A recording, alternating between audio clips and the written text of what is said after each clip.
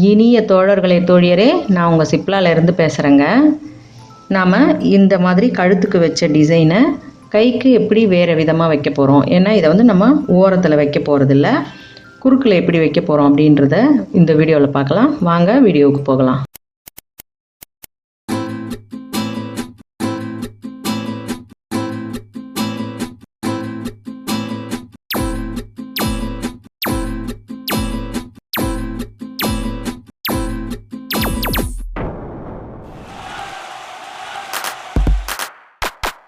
இது ஸ்லீவோட மேல் துணி மட்டுமே, லைனிங் துணியை நான் கூட வைக்கலை. ஏன்னா நம்ம வந்து இப்போ எட்ஜாக இருந்ததுன்னு வச்சுக்கோங்க, நமக்கு ஒரு பக்கம் மட்டுமே நம்ம பைப்பிங் கொடுத்துடலாம், மேலே இருக்கிறதுக்கு நம்ம லேஸ் வச்சு அட்ஜஸ்ட் பண்ணிடலாம். ஆனால் இப்படி குறுக்கில் கொடுக்கும் பொழுது நம்ம முன்னாடியே லைனிங் கிளாத்தை கொடுத்துட்டோம்னா இங்கே ஃபினிஷ் ஆகிடும், சைடில் ஃபினிஷ் ஆகிட்ட பிறகு நமக்கு ரொம்ப சிரமமாக இருக்கும். அது வந்து நமக்கு அந்த ஃபினிஷிங் பர்ஃபெக்டாக கிடைக்காதுன்றதால இந்த கிளாத்லேயே நம்ம வைக்க போகிறோம். இதில் வைக்கும்பொழுது இந்த 2 பீஸும் மேல் துணியை நேராக பிரித்து வச்சுக்கோங்க. ஒரே பக்கமாக வேண்டாம், ஆப்போசிட்டாக இருக்கிற மாதிரி வச்சுக்கலாம். ஏன்னா அப்போ தான் 2 கைக்கும் நம்ம கொடுக்கும்பொழுது சரியாக இருக்கும். ஏன்னா ஒரே மாதிரி கொடுத்தோம்னா நம்ம வலது இடதுன்னு கை பிரியும் பொழுது டிசைன் வந்து ஒரு பக்கம் ஒரு மாதிரியும் இன்னொரு பக்கம் வேறு மாதிரியும் மாறிடும் இல்லையா, அதுக்காக. இப்போ நம்ம இந்த சென்டரை கணக்காக வச்சுக்கிட்டு நம்ம இப்போ இது வந்து ரைட் ஸ்லீவ் அப்படின்னு வச்சுப்போம். அப்படின்னா நம்ம இப்படி கிராஸாக இந்த மாதிரி கிராஸாக வச்சுக்கோங்க. ஒரு ஸ்கேல் எடுத்து இந்த மாதிரி வச்சுக்கிட்டிங்கன்னா உங்களுக்கு ரொம்பவே சுலபமாக இருக்கும். இப்போ உங்களுக்கு ரைட் ஸ்லீவில் முன்னாடி மட்டும்தான் அந்த டிசைன் தெரியும், பின்னாடி மீதி வந்து இந்த கிராஸில் வரப்போகுது அப்படின்னும் பொழுது உங்களுக்கு அது பிடிக்கலை அப்படின்னு சொன்னால் நீங்கள் இப்படி வச்சுட்டு உங்களுக்கு இந்த பக்கம் ஃப்ரண்ட்டில் உங்களுக்கு கை ஃபால் விழுற இடம் இங்கே வந்து விழும். உங்களோட விருப்பம் தான் இது, நீங்கள் எப்படி வேணாலும் வச்சுக்கலாம்.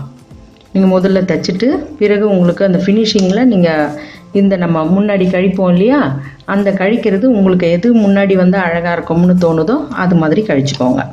இப்போ சும்மா அப்படியே நம்ம ஒரு இந்த ஸ்லீவோட இங்கேருந்து ஒரு 2-2.5 இன்ச்சில் அப்படியே வச்சு கிராஸாக ஒரு கோடு, அதாவது ஸ்கேலில் இந்த பக்கமும் இந்த பக்கமும் 2 பக்கமுமே நம்ம கோடு போட்டுக்கலாம். ஏன்னா இது வந்து இந்த துணி ரொம்ப பஞ்சு மாதிரி இருக்குது இல்லைங்களா, பூனம் சாரின்னு சொல்லுவாங்கள்ல, அது வந்து ரொம்பவே நெகிழ்ந்துக்கிட்டே இருக்கும், அப்படியே வளைஞ்சு வரும். அதனால் நமக்கு அது ஒரு ப்ராப்பராக நம்மளால் தைக்க முடியாது. அதனால் இந்த மாதிரி முன்னாடி நீங்கள் கோடு போட்டுக்கோங்க.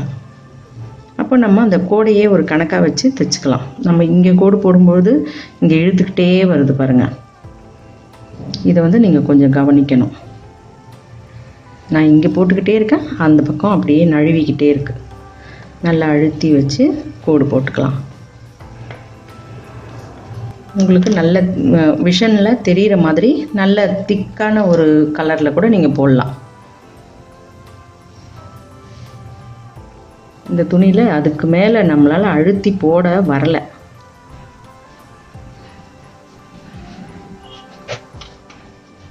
இப்போ இதே மாதிரி நம்ம இந்த ஸ்லீவ்லேயும் போட்டுக்கலாம். இப்போ நமக்கு இந்த பக்கம் இந்த கிராஸ் இப்படி வந்தது இல்லைங்களா, அதே மாதிரி இதோட இந்த கிராஸ் இப்படி வரணும், அவ்வளவுதான். நீங்கள் சரியாக இந்த இடத்த சரியாக நம்ம பண்ணுறோமான்னு இந்த இடத்த மட்டும் பார்த்துக்கோங்க. இந்த ஃபால் விழுற இடம் கரெக்டாக வரணும்.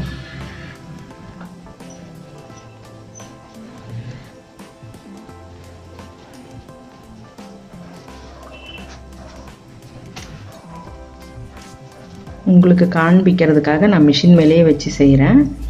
நீங்கள் அழகாக டேபிளில் அல்லது தரையில் வச்சு அழகாக போட்டுக்கோங்க. இப்போ நம்ம அதே மாதிரி தான் வைக்க போகிறோம். இந்த கோடு மேலேயே இந்த தையல் வர மாதிரி பார்த்துக்கோங்க, அப்போ உங்களுக்கு ரொம்பவே எளிதாக இருக்கும். நமக்கு இந்த இடம் வந்து நம்ம உள்ளே இருக்கிற லைனிங் கிளாத்தை வச்சு இப்படி திருப்ப போகிறோம் இல்லையா, அதுக்கு கரெக்டாக இடத்த விட்டுட்டு அந்த முனையிலேருந்து ஆரம்பிங்க. ரொம்ப ஒட்ட வச்சிட்டிங்கன்னா உங்களுக்கு இந்த டிசைன் வந்து நம்ம லைனிங் வச்சிட்டோம்னா பாதி தான் தெரியும், அதுக்காக.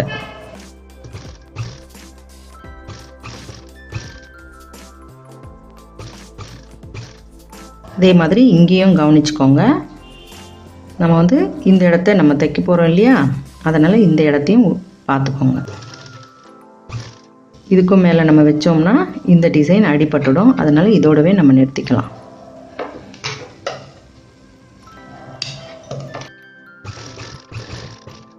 உங்களுக்கு விருப்பம்னா நீங்கள் இந்த மாதிரி நேராக கூட கொடுத்துக்கலாம். அது வந்து சாதாரணமாகவே எல்லாரும் வைக்கிற மாதிரி இருக்கும் இல்லைங்களா. உங்களுக்கு கொஞ்சம் வித்தியாசமாக இருக்கணுன்றதுக்காக இந்த மாதிரி கிராஸில் வச்சு காட்டுறேன். இது வெறும் இந்த சன்னமான துணின்றதால அந்த தையல் வந்து இழுத்த மாதிரி ஆகும்.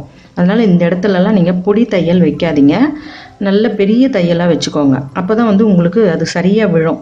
கொஞ்சமாக நீங்கள் இழுத்திங்கனாலும் சரியாக வரும். ஏன்னா இந்த மாதிரி ரொம்ப சன்னமான துணி தையலுக்கு வந்து சுருக்கம் விழுறதுக்கு ரொம்ப வாய்ப்பாயிடும்.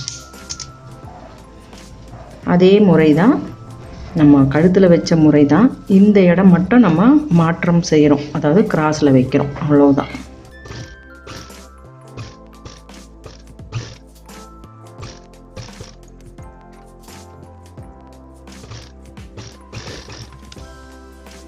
இப்போ அப்படியே நம்ம லைனிங் கிளாத்தை வச்சு அதை அப்படியே திருப்பணும். அதுக்கு முன்னாடி நம்ம இந்த எட்ஜஸ் எல்லாம் முடிக்கணும்.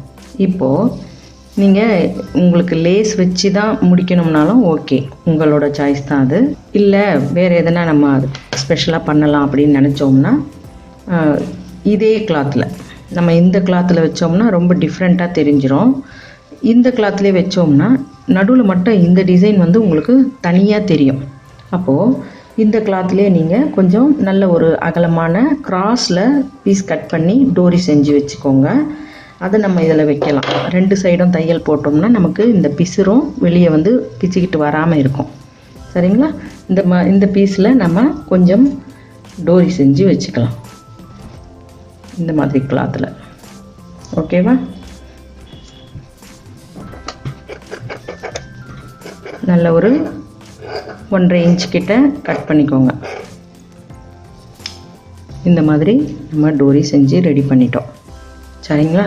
இப்போ நம்ம இந்த எட்ஜஸ் எல்லாம் இந்த மாதிரி நிறைய நீட்டிகிட்டு இருக்கு இல்லையா, அதெல்லாம் கொஞ்சம் கொஞ்சம் கட் பண்ணி அழகாக இந்த ஸ்டிச்சிங்கோடு ட்ரிம் ஆகிற மாதிரி உள்ளே இருக்கிற கிளாத்தை எடுக்க வேண்டாம். அதாவது தெரியாமல் கூட இதில் சிசர் படக்கூடாது. கொஞ்சம் ஜாக்கிரதையாக மேலே இந்த பிசுரை மட்டும் எடுங்க.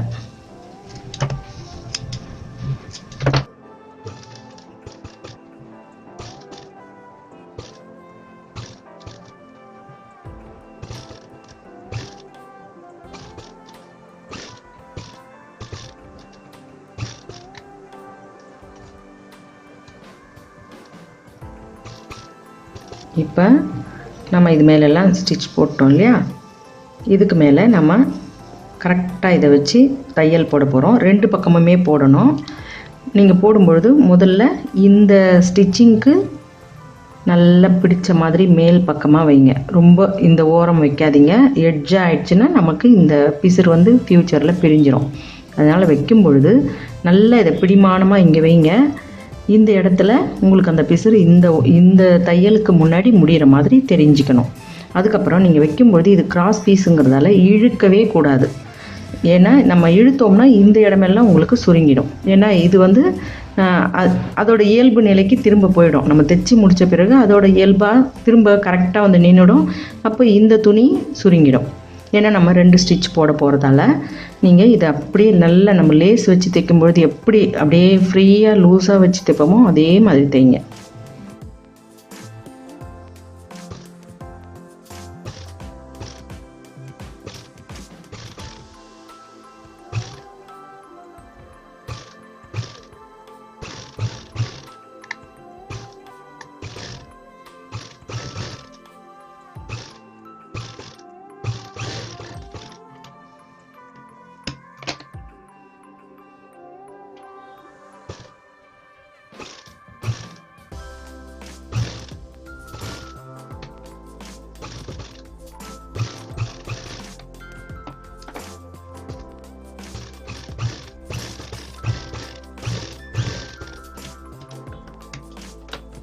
இப்போ இது மேலே நம்ம லைனிங் கிளாத்தை வச்சு இப்போ தான் ஃபினிஷ் பண்ணணும்.